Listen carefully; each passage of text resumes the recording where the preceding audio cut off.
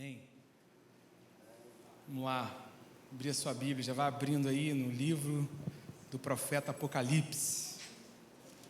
Amém? Livro de Apocalipse. Tá ligado, irmão ali, Daniel, mas não é Daniel hoje não. É Apocalipse mesmo, livro do apóstolo João. Revelação de Jesus a João. Apocalipse, no capítulo 14. Antes de ler, vamos nos acalmar e orar, sem perder esse espírito, amém?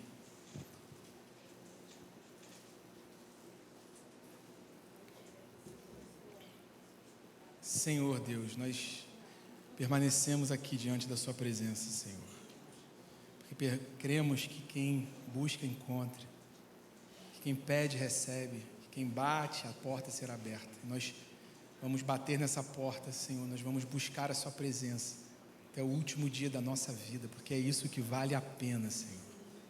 Nós estamos aqui como corpo, como igreja, então que o teu pão celestial, o pão que vem do céu, venha aos nossos corações aqui. Que essa palavra venha trazer luz para o nosso caminho, lâmpada para o nosso pé, Senhor, para a gente caminhar nela, Senhor. Vivifica essa palavra em nossos corações aqui nessa noite, que você quer nos ensinar, em nome de Jesus. Amém. Irmãos, então, hoje nós vamos falar sobre uma virtude cristã, a virtude da perseverança. Uma virtude muito importante para a nossa vida como cristão.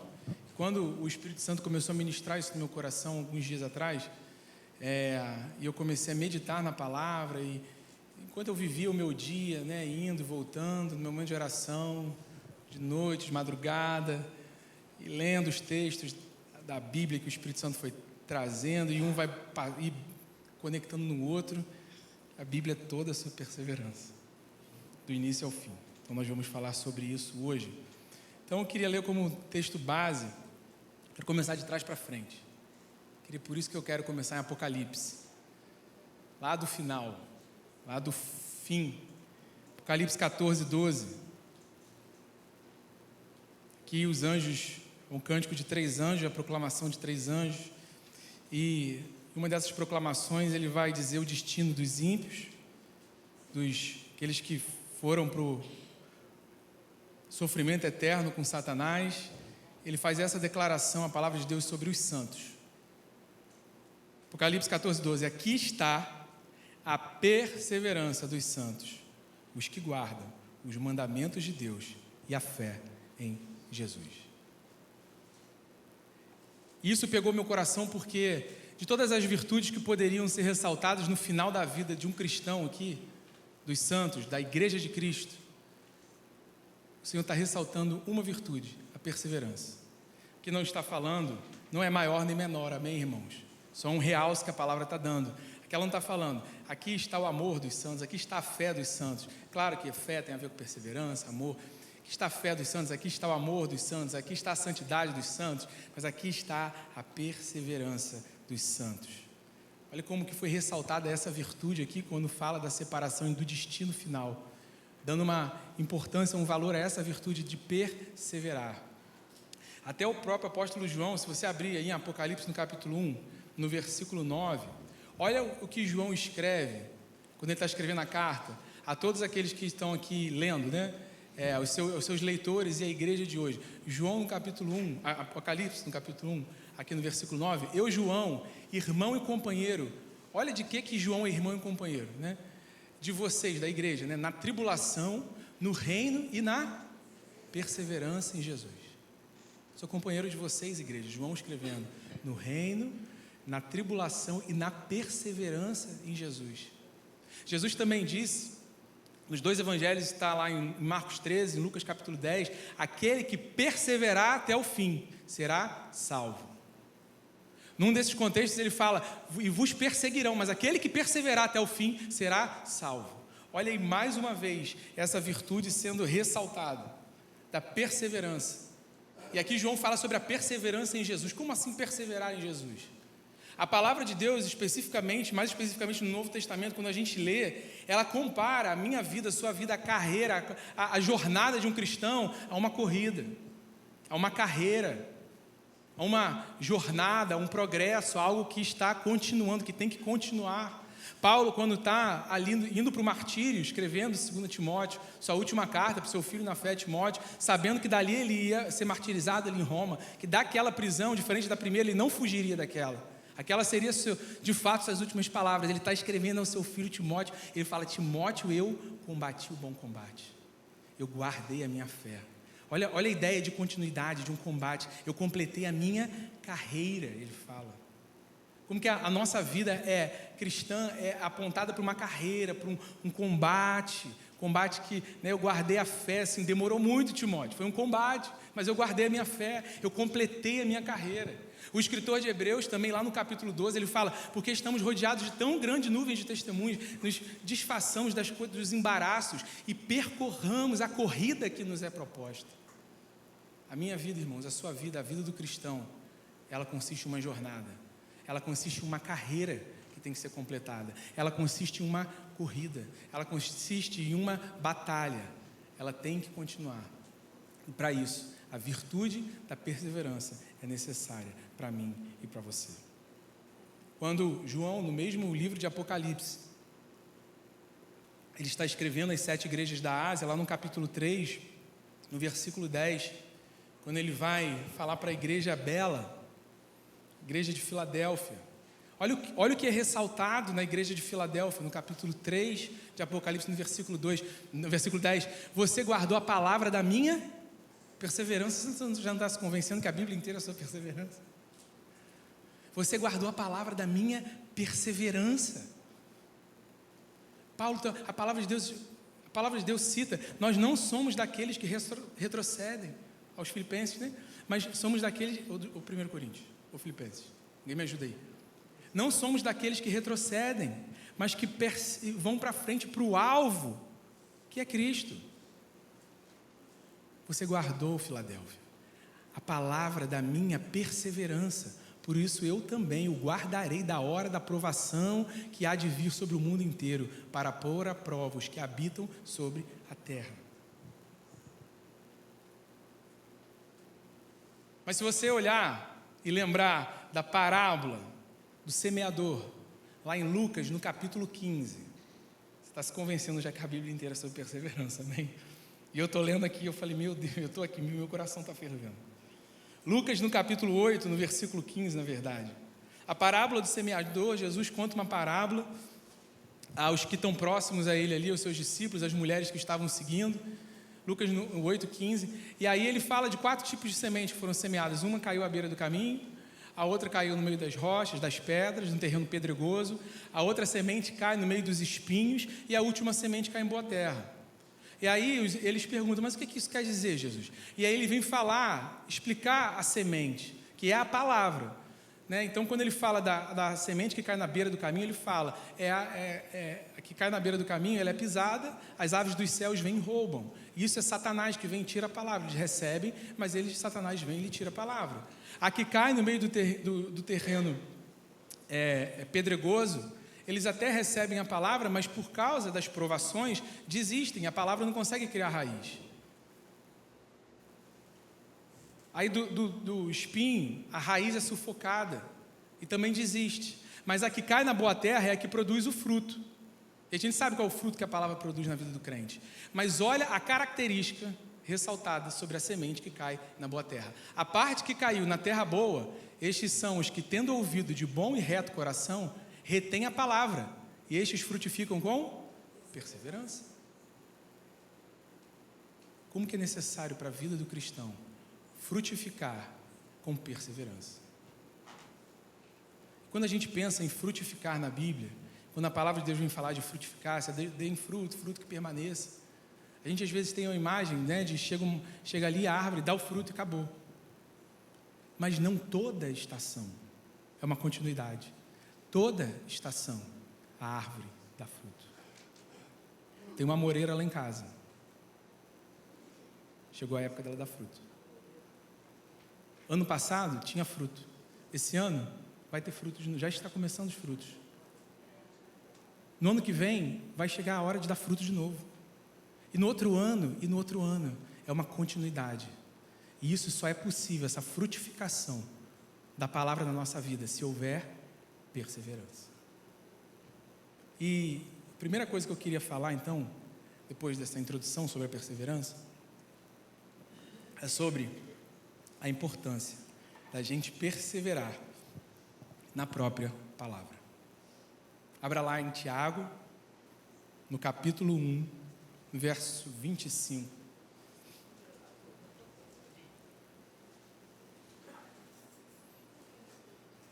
Tiago 1, 25. Mas aquele que atenta bem para a lei perfeita, a lei da liberdade, falando sobre a palavra, e nela persevera.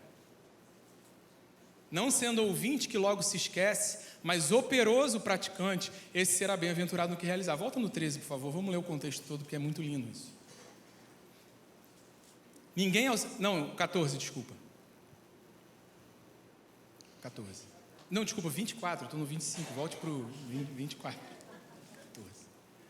Desculpa, volta para o 23. Porque se alguém é ouvinte da palavra e não praticante, assemelha-se àquele que contempla o seu rosto natural num espelho, pois contempla a si mesmo, se retira e logo se esquece como era a sua aparência. Mas aquele que atenta bem para a lei perfeita, lei da liberdade, e nela persevera. Nós devemos perseverar na lei perfeita de Deus, na própria palavra. Então, a primeira coisa, irmãos, que tem que vir ao nosso coração aqui nessa noite, é perseverar na própria palavra. Eu quero falar de alguns aspectos sobre perseverar aqui nessa palavra. Nessa palavra. Hoje o mundo tem muitas palavras. Tem os coaches, tem os falsos profetas, tem os ímpios, mas tem a verdadeira palavra do Senhor. E só essa aqui pode trazer libertação para alguém. Conhecereis a verdade, e a verdade vos libertará. Essa aqui é a verdade. Amém. Essa é a palavra de Deus. Então a gente já entendeu que é importante, é necessário que a gente persevere na própria palavra. E perseverar na palavra, o primeiro nível e primeiro ponto, o start de tudo, da perseverança na palavra, é ler diariamente. Vocês concordam que perseverar na palavra é ler diariamente? Mas aí a gente se depara com um dilema.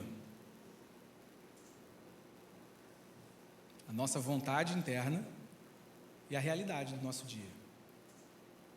A vontade e a realidade. Quando a gente fala disso, de ler diariamente. Porque eu não sei vocês, mas você tem a vontade de ler todo dia. Vontade, tenho muita vontade. Estou com vontade aqui. E a gente tem que quebrar esse tabu, né, de que você não sentir a vontade de ler todo dia, parece que você está em pecado, errado, e aí se pergunta, aí aquela falsa religiosidade, não, eu tenho vontade.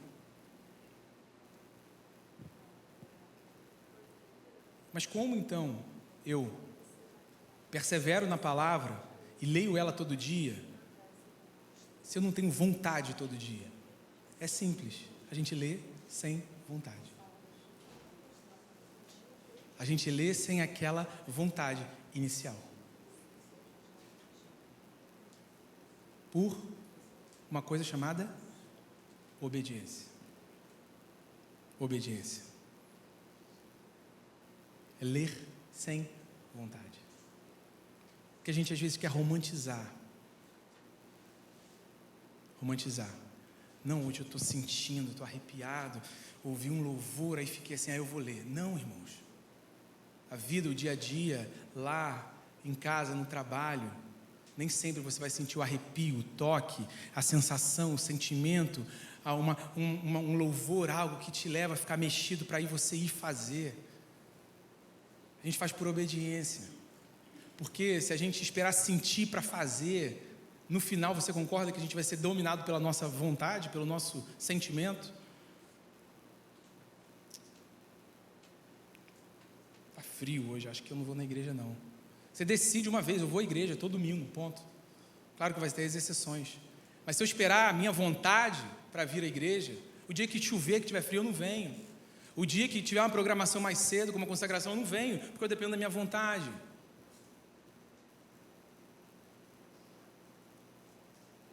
Nós temos que ultrapassar a barreira da vontade. Nós temos que fazer porque nós obedecemos ao Senhor. Da mesma forma que ninguém aqui consegue fazer escovar o dente, ficar um dia sem escovar o dente. Alguém que consegue? Amém, espero que não. Você consegue? Mesmo com sono, deitou na cama. Quando você deita e fala, esqueci. Você dorme? Duvido. Você levanta e você vai lá, ainda que faça aquela, né? E você não é mais criança, como meus filhos, que Vicente vira às vezes, papai, traz o copo. Aí tem um copo de plástico no banheiro dele, às vezes eu tenho que levar o copo com a escova, e ele escova na cama, cospe ali e fica, mas nem Vicente. Sente mal. Nós não temos vontade, às vezes, vou escovar o meu dente, mas a gente faz por obediência. A gente faz porque é necessário. Com a palavra, irmãos, é a mesma coisa. Por obediência. A gente não pode esperar a vontade vir. Porque tem dias que nosso coração vai estar queimando, mas tem dia que não, e muitos dias não vai estar. Mas o que vai definir a minha sobrevivência, a João olhar e falar, vocês são meus companheiros na perseverança em Jesus. O que Tiago fala em 1,25, perseverar na lei perfeita, aquele que atenta para a lei perfeita e persevera na sua palavra. É isso, é fazer mesmo sem vontade. Romanos capítulo 12, versículo 1, apresentai os vossos corpos em sacrifício vivo ao Senhor. Esse é o seu culto racional. O nosso culto é racional, irmãos. Nós não damos culto quando nós sentimos, quando nós estamos arrepiados, quando nós estamos felizes. O culto é racional. Eu estou triste e eu vou entregar meu louvor ao Senhor mesmo triste. Porque não é a emoção, não é o sentimento, não é a vontade que vai me dirigir a adorar Ele. Não é a vontade, não é o sentimento que vai me dirigir a ir a palavra ou não. É um culto racional, eu preciso disso, eu quero isso, eu tenho que obedecer ao meu Senhor. E claro que quanto mais você se aproxima dessa palavra, mais ela vai regando a terra do seu coração, mais isso vai gerando vida, mais você vai tendo amor pela palavra, e depois é igual escovar o dente, você nem pensa mais se você tem vontade ou não, você só vai e faz, você só vai ler. Nós temos que dar para o Senhor, é o sacrifício vivo, e o nosso sacrifício muitas vezes é dar o primeiro versículo. Quantas vezes eu abri a Bíblia para ler, sem vontade, eu fui ler o primeiro, o segundo, e aquilo começou, meu Deus, e você duvida, você lê 2 versículos, e aí você já se pega pensando, meu Deus, isso aqui é muito bom, mas você deu o seu culto racional, você deu o seu sacrifício, eu dei o meu primeiro e o meu segundo versículo, deu o seu primeiro versículo, deu o seu segundo versículo sem vontade. Isso é o culto racional, é por obediência. E aí quando você entra nesse lugar aqui, e se tem uma coisa que Deus faz, é honrar aqueles que obedecem a sua palavra. Quanto mais obedecer o mandamento da palavra, de ler e perseverar na palavra. Aí você vai sem vontade, abre a palavra e dá o seu primeiro versículo. E começa a ler o primeiro, lê o segundo. Eu já falei, acho que eu comparei uma vez aqui, eu lembrei agora, de dirigir o carro. É a primeira marcha, é a marcha de força. É para tirar do lugar o carro. Depois você passa a segunda, a terceira, suave, quando você vê, você está na quinta, 80 por hora, e está livre, e assim, irmãos. Aí você, como se eu colocasse asas, as asas da adoração, as asas da ministração do Espírito Santo. Mas dê para o Senhor o seu primeiro versículo. Dê para o Senhor o seu segundo versículo. Esse é o seu sacrifício, esse é o nosso sacrifício, por obediência. Exige esforço, irmão, esforço. Evangelho romântico exige esforço. A santificação exige esforço. Santificação é diferente de justificação. Justificação é uma obra única, plena. Justificados, pois, temos paz com Deus. Ele rasgou o nosso escrito de dívida. Acabou. Não é todo dia Jesus vai lá, Isaías está um dia na igreja, rasguei um pouquinho a dívida dele aqui, a pontinha da promissória. 2 dias, 10 dias, vai rasgando. Tiago está ali, 10 anos, rasga, está na metade a minha dívida. Não, a justificação. Somos justificados em Cristo. Rasgou o escrito da dívida. Justificados nós somos. Aí nós somos chamados, 1 Coríntios capítulo 1, aos santos e chamados a serem santos. Somos chamados agora a uma vida de santidade. A santidade é de glória em glória. Aí é um processo. Você vai crescendo em santidade. Você vai se separando e o Senhor vai santificando tudo aquilo que vai sendo separado. E a santificação exige esforço. E aí vem, junto com a santificação, vem o temor do Senhor, que é o que preserva a santidade no nosso coração. É o temor, a santidade. Isso vai sendo acrescentado. Isso exige esforço. Aquele que pecava, não peque mais.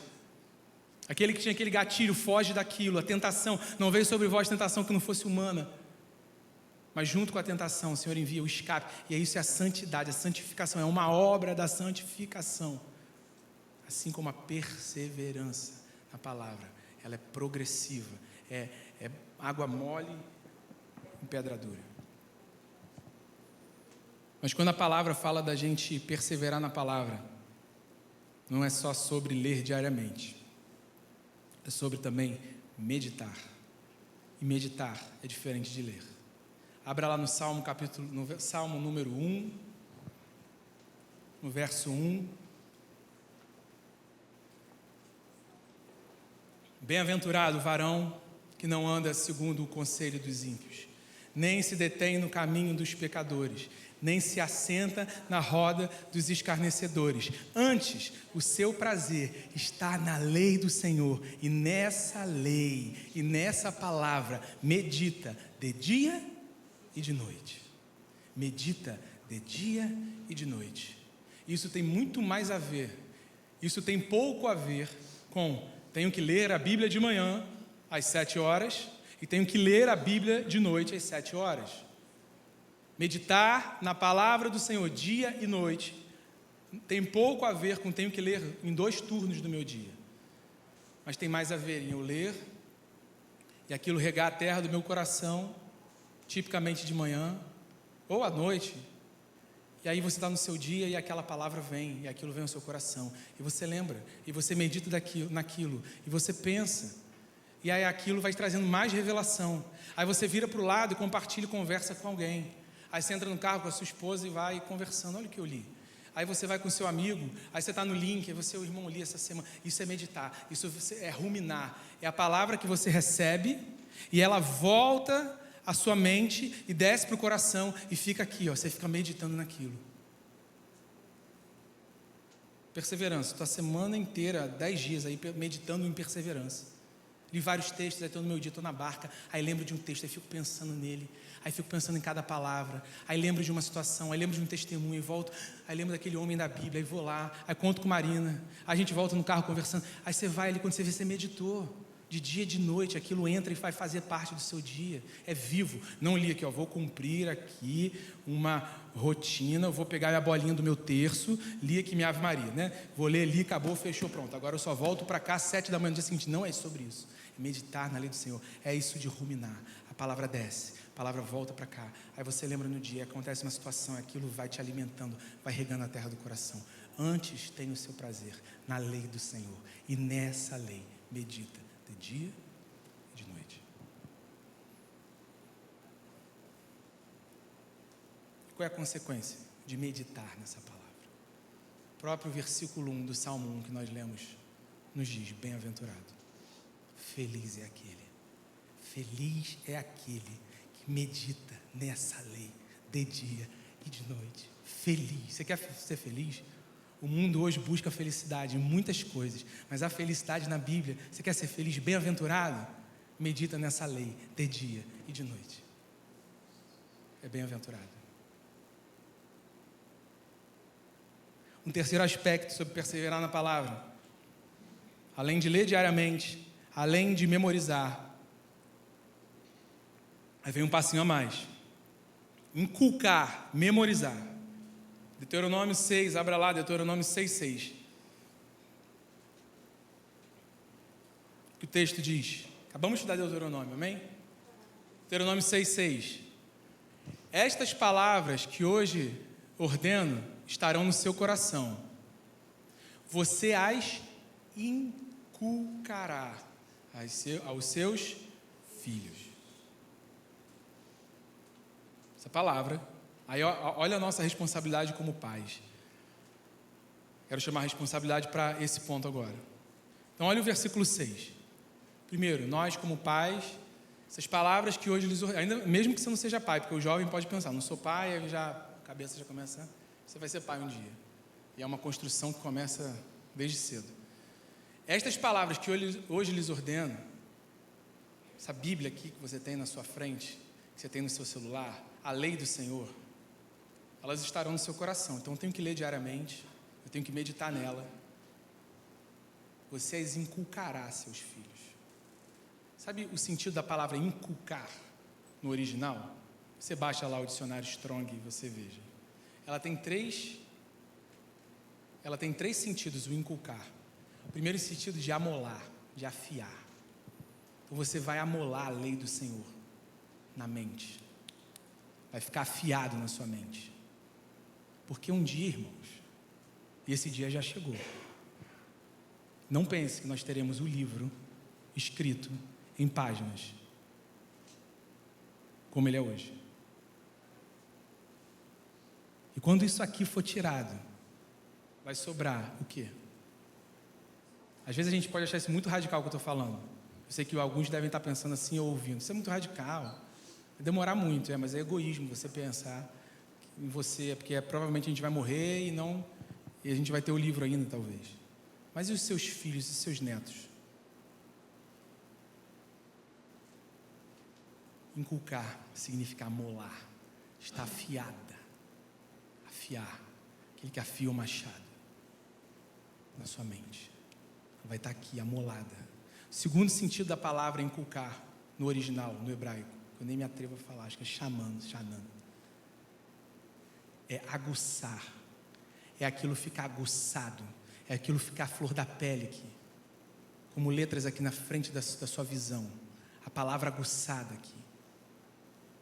Acontece alguma coisa, você lembra. Falam uma palavra solta, verdade. Conhecereis a verdade. Aguçada, ela está aqui, a palavra está aqui. Ela está aqui. E o último sentido dessa palavra inculcar é perfurar. Assim como algo que perfura uma rocha. Algo que perfura uma rocha. E aí quando a gente olha, quando a palavra de Deus explica a própria palavra de Deus, quando a palavra de Deus explica o que ela é, o que ela faz, o texto de Jeremias 23, 29, o Senhor falando através do profeta ao povo, não é a palavra de Deus como fogo e como o martelo que esmiuça a rocha, o martelo que esmiuça a penha, o martelo que esmiuça a rocha. Nós precisamos gravar. Deuteronômio, abra lá em Provérbios, capítulo 7, vai lá. Provérbios 7, de 1 a 3.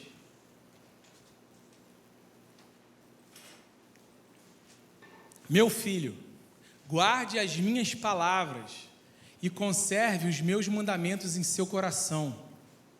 Guarda isso, para guardar onde? No coração. Observe os meus mandamentos e você viverá.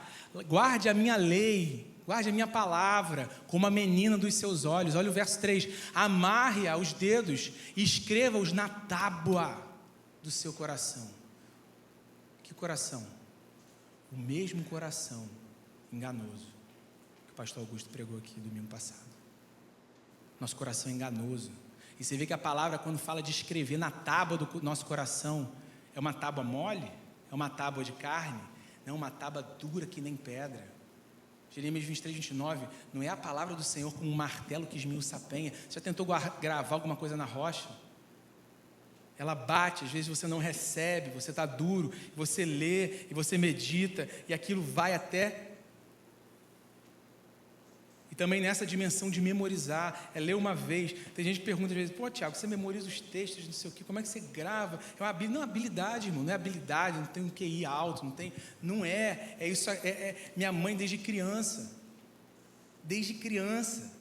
4 anos, 5 anos, ele senta aqui, Salmo 23, o Senhor é meu pastor, decora.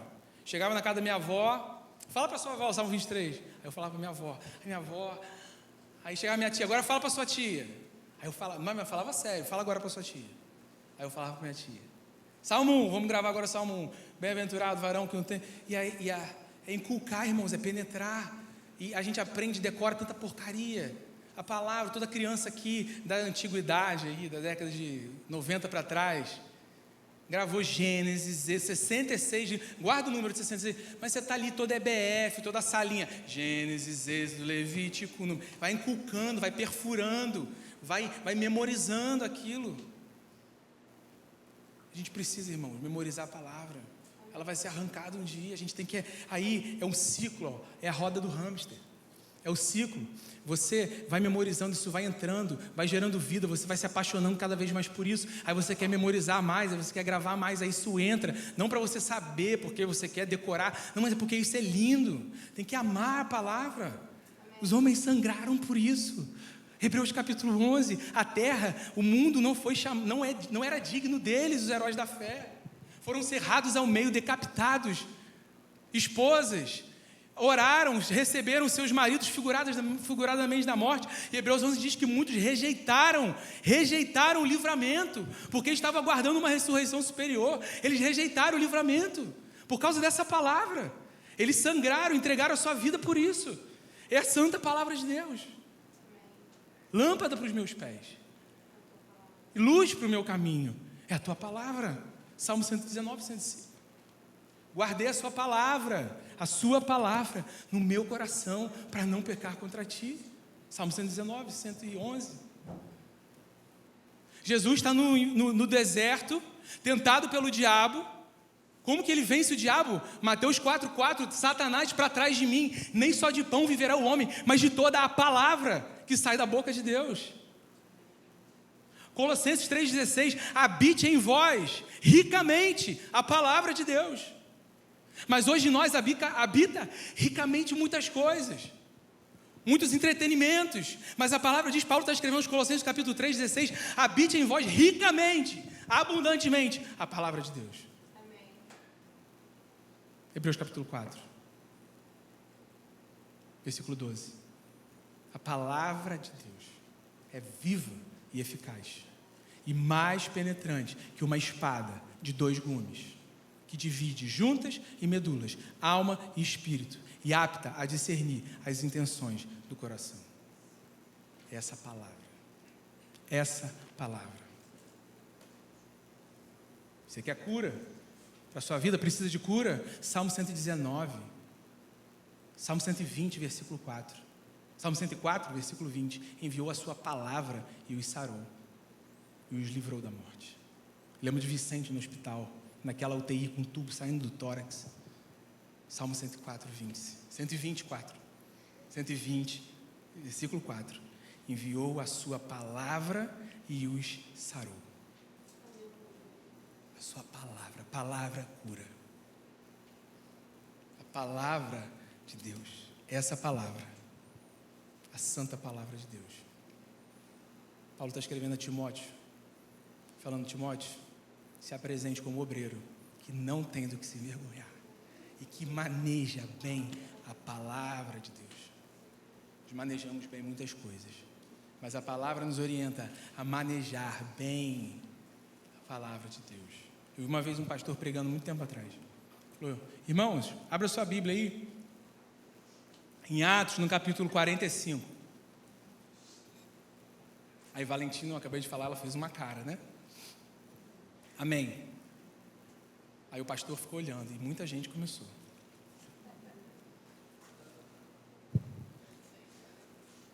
Foi pro celular, aí eles pegaram o celular. Aí aquele pastor virou e falou assim: bom, é sobre isso que nós vamos falar hoje.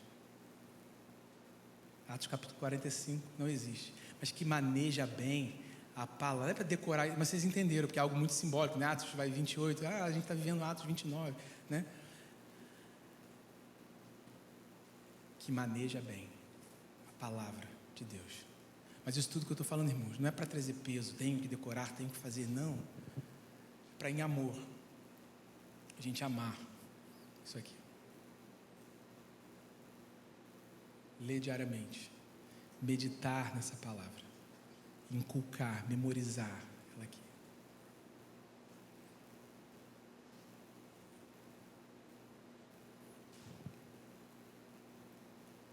Nós lemos agora em Tiago 1:25.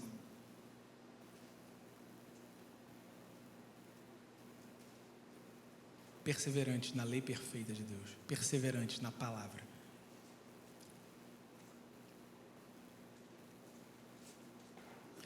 Creio que a Bíblia já nos convenceu aqui nessa noite de que a perseverança é uma virtude importante para o cristão.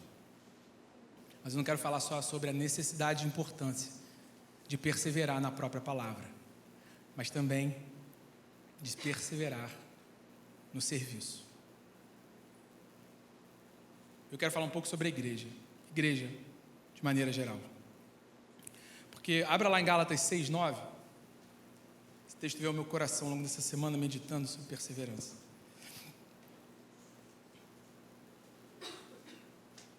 E não nos cansemos de fazer o bem, porque no tempo certo faremos a colheita, se não desanimarmos. Então olha o que ele fala aqui. Não pode ficar só no 9.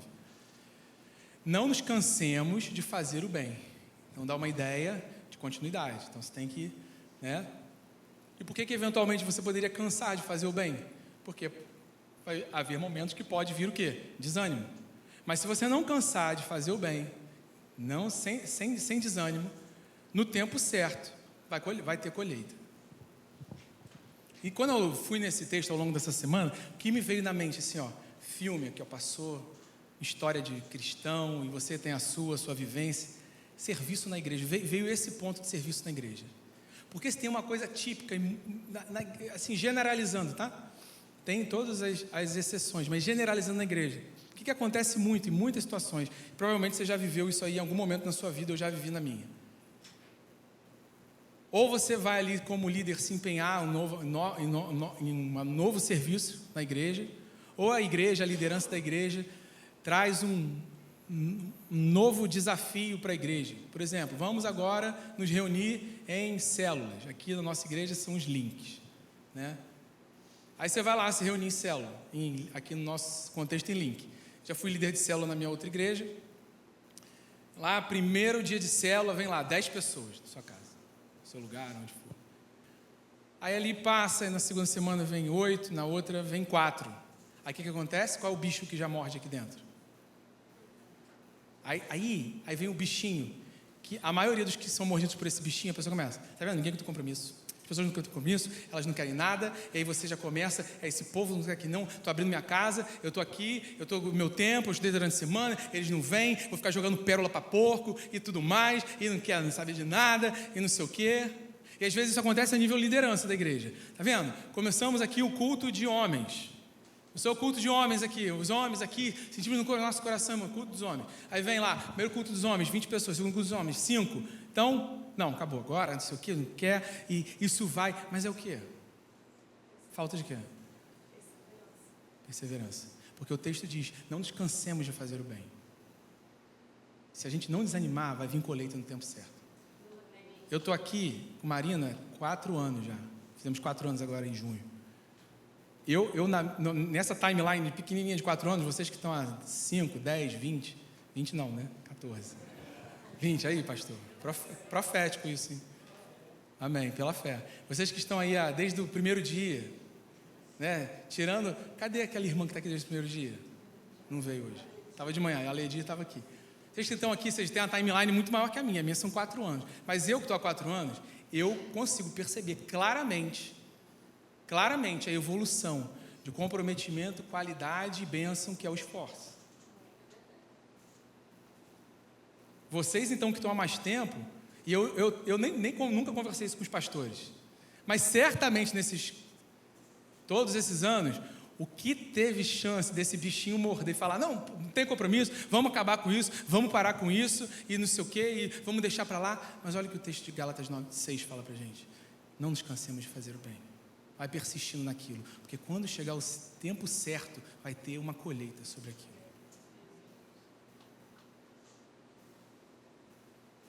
E hoje nós temos aqui 3, 4 turmas, 2 professores para cada turma, material, bênção, unção, aprendizado, segregado por fase na vida cristã, primeiros passos, história da igreja, panorama bíblico. Que bênção, irmãos. Mas começou assim? 3 turmas, material pronto, tudo certo, e todo mundo engajado? Não. Gálatas 6:9.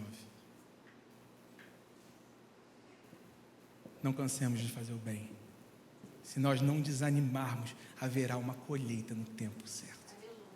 E o segredo de continuar fazendo bem e não desanimar se chama, qual é o resumo disso? Perseverança. E por último, Deixei por último, porque é o mais óbvio. Deixei por último, porque quando a gente fala de perseverança, já vem no nosso coração, perseverar o dia mau. Vou falar um pouquinho sobre ele, sobre o dia mau, sobre a tribulação. A palavra também nos fala sobre a importância de perseverar no dia mau. Abra lá em Romanos capítulo 5. Eu sei que assim como eu, muitos de vocês já devem estar. Eu preciso ser mais perseverante. Seja na própria palavra, seja no serviço, seja na meditação da palavra, ou seja até quando vem um vento sobre a minha vida, um dia mau. E vem, irmão, estou aqui, ó, minha bombinha aqui, na luta.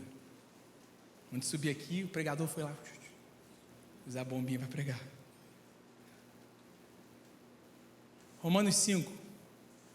Justificado, pois, mediante a fé, temos paz com Deus por meio do nosso Senhor Jesus Cristo, pelo qual obtivemos também acesso pela fé a essa graça na qual estamos firmes, e nos gloriamos na esperança da glória de Deus, né? Quando Ele vier nos buscar, nos gloriamos nisso. Mas não somente nisso, mas também nos gloriamos nas tribulações, sabendo que a tribulação produz perseverança. Perseverança. A perseverança, ela é forjada na nossa vida por meio também da tribulação. Então a tribulação, por isso que em tudo dai graças, sabendo que a tribulação produz a perseverança, e a perseverança produz a experiência. Em outros lugares diz o caráter aprovado, em outras traduções, produz o caráter aprovado, ou a experiência, e essa experiência produz a esperança, e essa esperança não nos decepciona, porque o amor de Deus está derramado em nossos corações pelo Espírito Santo. A tribulação produz a perseverança. Abra em 1 Coríntios, no capítulo 4. 1 Coríntios.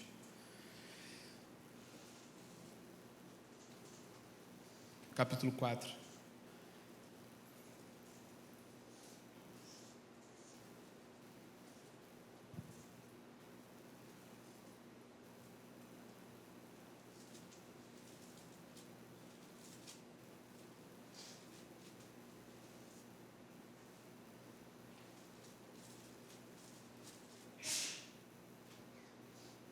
Quando Paulo começa, acho que no 4, no versículo 18.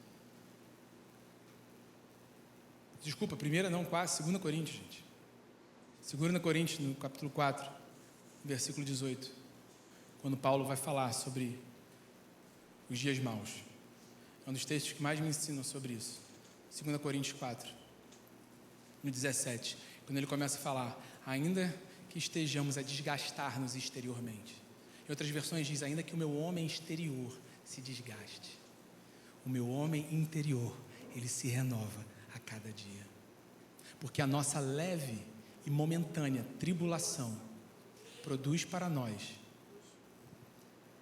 um eterno peso de glória, acima de toda comparação, na medida em que não olhamos para as coisas que se veem, porque são passageiras, mas olhamos para aquilo que não se vê, porque são eternas.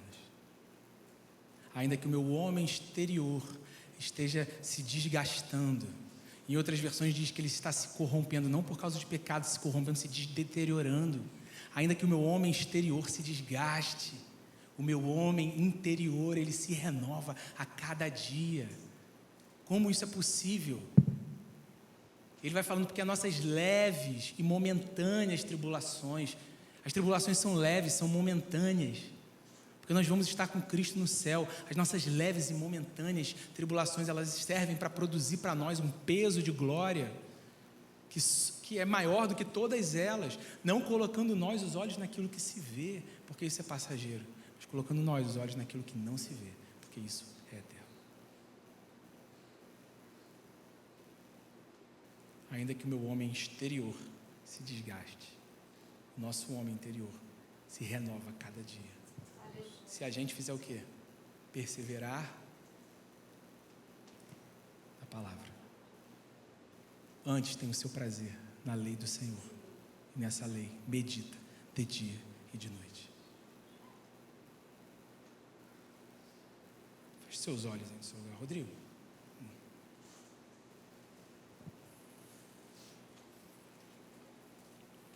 Perseverança. Vou terminar lendo. Vamos ter um momento agora, a gente tem tempo. Um momento agora na presença do Senhor, de oração, de ministração do Espírito Santo. Estamos em casa, não temos visitantes. Amém? São todos de casa. Menor hoje. Temos visitantes? Não temos. Todos de casa. O Senhor preparou esse momento para os de casa, amém? Menos gente, mas aqui aconchegante. O Espírito Santo já está aqui tocando, falando, lembrando, trazendo a memória, adubando, afofando a terra do coração. Não é como fogo a palavra do Senhor, e como um martelo que esmiuça a rocha. A tua palavra é como um martelo que esmiuça a rocha dura do nosso coração, Jesus. A tua palavra é como um martelo que esmiuça a rocha dura do nosso coração.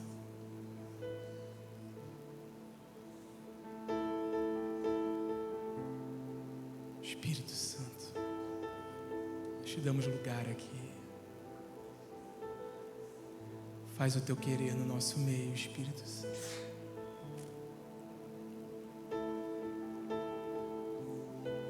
Faz o teu querer no nosso meio, Espírito Santo. Faz o teu querer no nosso meio, Espírito Santo.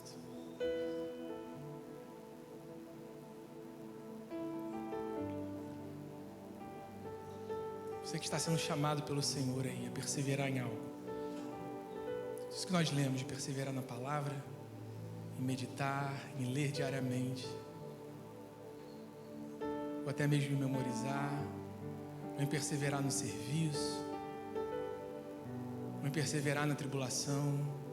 Você que está sendo tocado pelo Senhor, está em família, se quiser se ajoelhar aí no seu lugar, se você quiser vir aqui à frente ao altar do Senhor, se você estiver incomodado, você quiser se expor aqui, há poder, irmãos, há um poder tão grande na exposição. Há um poder tão grande quando nós nos expomos diante do altar do Senhor. A mulher do vaso de alabastro, ela está ali na porta, no cantinho. Jesus está no fim da sala e aquela mulher está no cantinho na porta. Jesus está ali pregando na casa daquele homem. Aquela mulher, ela era vista à margem da sociedade. As palavras de Jesus têm vida. Ela está sendo alcançada por aquelas palavras. Se ela ficasse ali naquela porta, ela seria tocada, curada. Mas ela ainda, além disso, ela tomou uma decisão. Ela saiu daquela porta, ela foi andando pelo meio daquele salão. Imagina tudo que aquela mulher ouviu ali naquele salão. E ela foi até os pés de Jesus. E aí ela quebrou o vaso. E ela derramou aquele perfume sobre... Há um poder na exposição, irmãos. Diante do altar do Senhor. Vem aqui clamar, Senhor, me ajude a perseverar. Jesus, me ajude a andar a segunda milha. Está difícil para ler, está difícil para meditar, está difícil para memorizar, está difícil para servir. Tenho falhado nisso, naquilo, mas o meu coração está aqui. Clame diante dele. Mais e mais, mais do que eu te amei ontem, mais do que eu te amo hoje, eu quero te amar mais. Mais e mais, mais do que eu te amei ontem, mais do que eu te amo hoje, eu quero te amar mais. Mais e mais, mais do que eu te amei ontem, mais do que eu te amo hoje, eu quero te amar